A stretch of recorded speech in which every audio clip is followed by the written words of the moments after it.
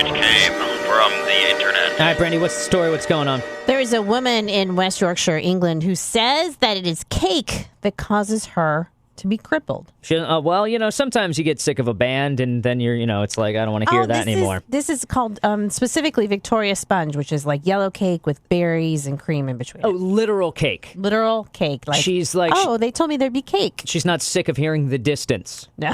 Okay. She's a 27-year-old shop worker who has a crippling phobia of sponge cake that she believes is because of a cake-related trauma in her childhood. She says that she was sick after eating a slice of cake when she was just 9 months old, and now she suffers panic attacks whenever she sees a slice of cake, and it's even been known to pass out because of it. Do you know why she has a fear of cake? Because people around her let her have a fear of cake. Like she doesn't have a strong support system of people. 9 months old, who was letting her eat cake?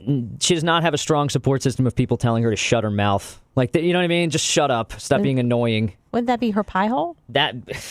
Yeah, make it a cake hole and shut your mouth, okay? She says that it's the particular type of Victoria sponge cake, which is just yellow cake with whipped cream and like berry jam in front of it. She says it's a mixing of the smell, the texture of the jam, and the cream. She said the entire mess absolutely disgusts her. She says if somebody walks past her with a piece of cake and they come close, she starts to cry and shake. She literally freezes on the spot. Oh, Jesus.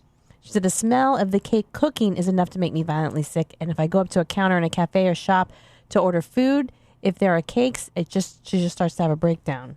I grew up in a household with an extremely picky eater of an older brother. So by the time I came around, my parents were just like, just eat, would you please?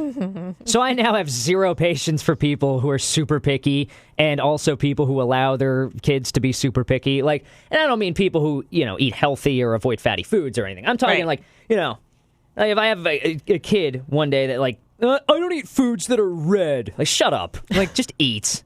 The weird entitlement, like people you eat with or that you try to cook food for or whatever, like having to bend to the will of someone's self-important pickiness. If I was related to this girl, I would actually go broke making sure that every time she woke up or got into her car or got into her cubicle at work, there was a gigantic cake waiting there for her until she just got over it. And then she'd thank me for breaking her stupid habit. And we would celebrate by having a gigantic slice of cake.